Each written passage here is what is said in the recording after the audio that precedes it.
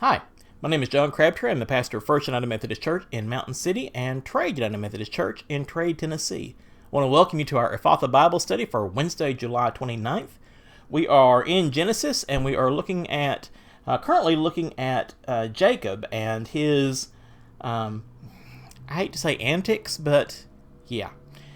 Jacob, one of our patriarchs of the faith, he is kind of early on in his life, and he is, we'll get to that in a moment, what all is going on.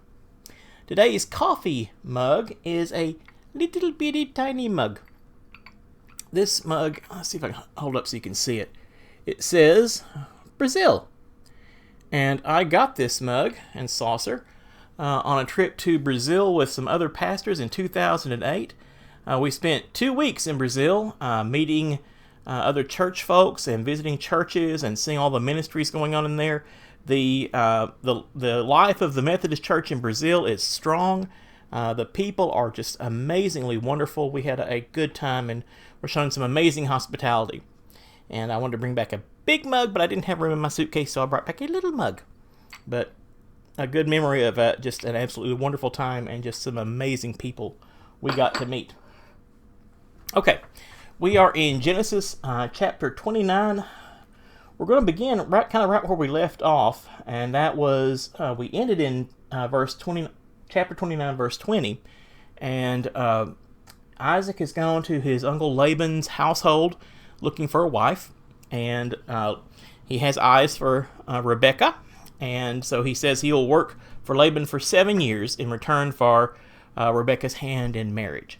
And so Laban agrees. So Jacob does that, but it seemed to him like a few days because of his love that he had for Rachel, which I think is terribly sweet.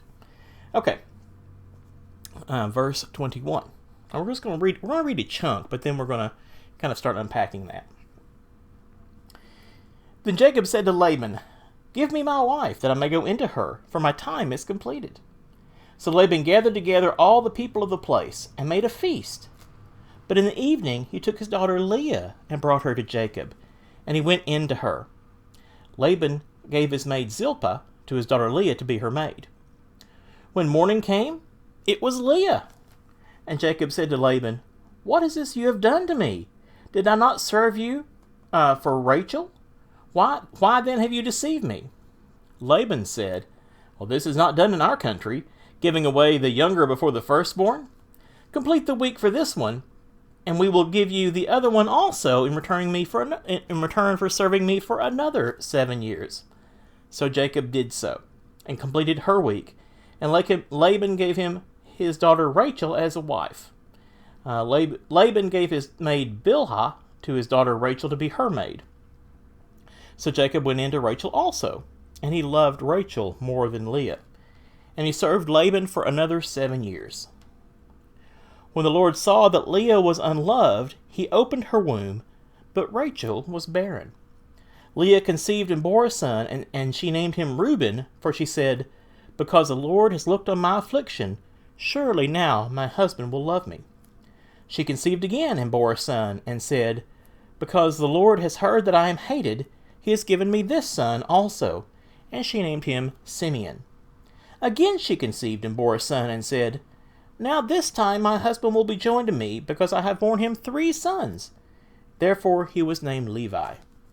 She conceived again and bore a son, and said, "This time I will praise the Lord." Therefore she named him Judah. Then she ceased bearing. Chapter 30. When Rachel saw that she bore Jacob no children, she envied her sister, and she said to Jacob, "Give me children, or I shall die." Jacob became very angry with Rachel and said, "Am I in the place of God, who has withheld from you the fruit of your womb?" Then she said, "Here is my maid Bilhah. Go into her, that she may bear upon my knees, that I may too have children through her." So she gave him her maid Bilhah as a wife, and Jacob went in to her. And Bilhah conceived and bore Jacob a son. Then Rachel said, "God has judged me, and has also heard my voice and given me a son." Therefore she named him Dan. Rachel's maid Bilhah conceived again, and bore Jacob a second son. Then Rachel said, "With mighty wrestlings I have wrestled with my sister, and I have prevailed." So she named him Naphtali. When Leah saw that she had ceased bearing children, she took her maid Zilpah, and gave her to Jacob as a wife. Then Leah's maid Zilpah bore Jacob a son, and Leah said, "Good fortune," so she named him Gad. Leah's maid Zilpah bore Jacob a second son, and Leah said, "Happy am I, for the women shall call me happy," so she named him Asher. So, wow, what a mess. So Jacob, whom I call the trickster, has had a fast one pulled on him. He's in love with Rachel and serves Laban for 7 years, and on the night of the marriage, Laban pulls a fast one and switches daughters on him. And that raises just all sorts of questions. Jacob must not have been very observant or something.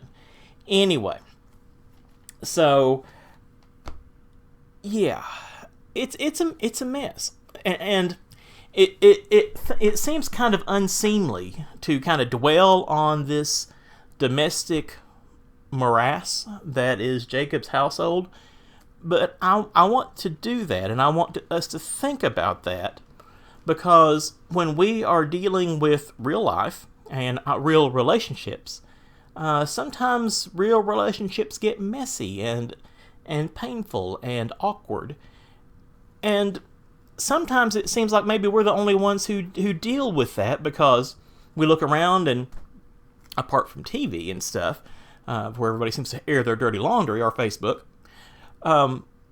the faces we see in church, everybody seems to be doing pretty good. I mean, they have some people might mention the occasional difficulty or something, but overall, people seem to have it together. They look like they have it together.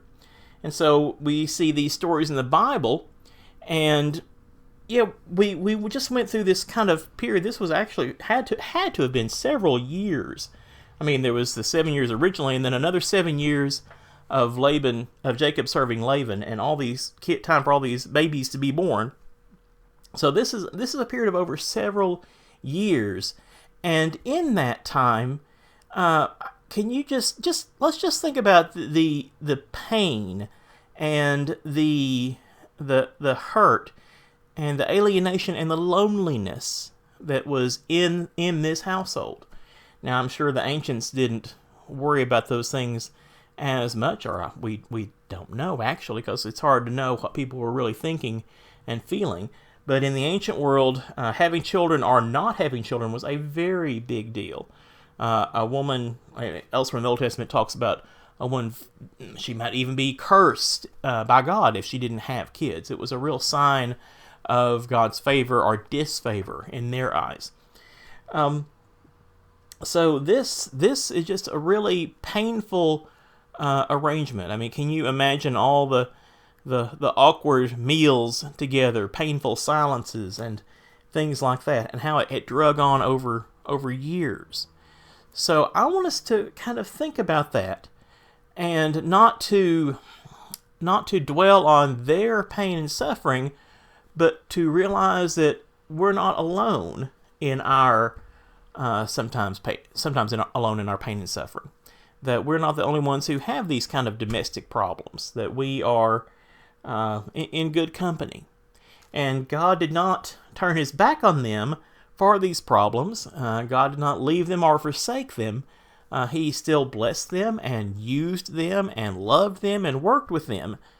So when we're dealing with troubles in our own lives, whether it be relationship troubles or any other kind of troubles too, we need to be looking a little more deeply in our scriptures and not just sort of taking the face value of it, but thinking about what it might mean to actually live out this years-long period of envy. I mean, that's the very word in chapter 30, verse 1. Rachel envied her sister, and her sister is desperate for Jacob to love her. I mean, she's giving him several kids, and Jacob is just siring kids on just about everybody and anybody that he can, and so he's not really helping matters any either.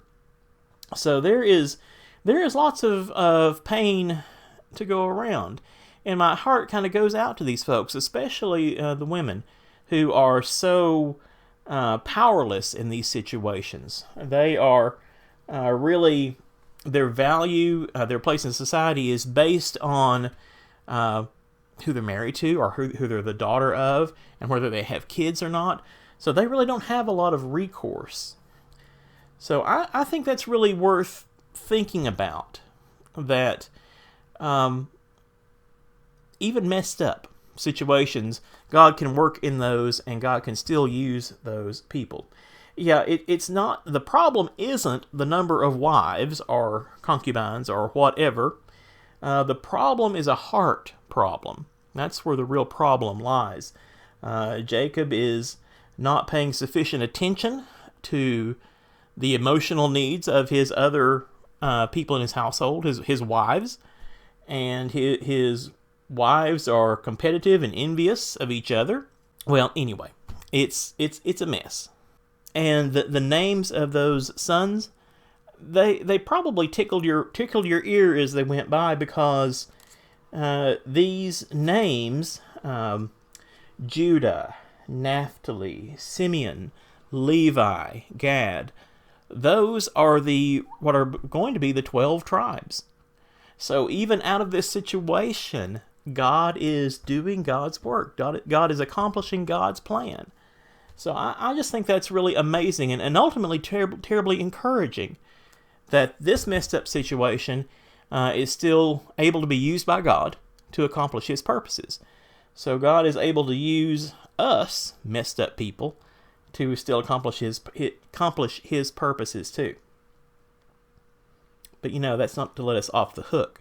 We do need to be doing our part to being as Christ-like and as loving as we possibly can. We don't need to go out of our way to make things more difficult. We need to be loving God with all our heart, soul, mind, and strength, and loving our neighbor as ourselves. So I think we're just going to leave that there, and just sort of leave that there and think about that for a while. And I thank God that He is a God who isn't afraid to deal with human mess, who deals with flawed humans and loves us anyway, and calls us to be better than we were before. So I thank God for that. Well, I hope you guys have a blessed week. Stay safe. The coronavirus numbers are on the rise, so wear your masks, wash your hands, maintain your social distancing. If you're sick, stay home. Do all these things that we know we need to do. All the things that the doctors are telling us to do, so that we can get through this. So God bless, stay safe, and we'll talk to you later. Have a good one.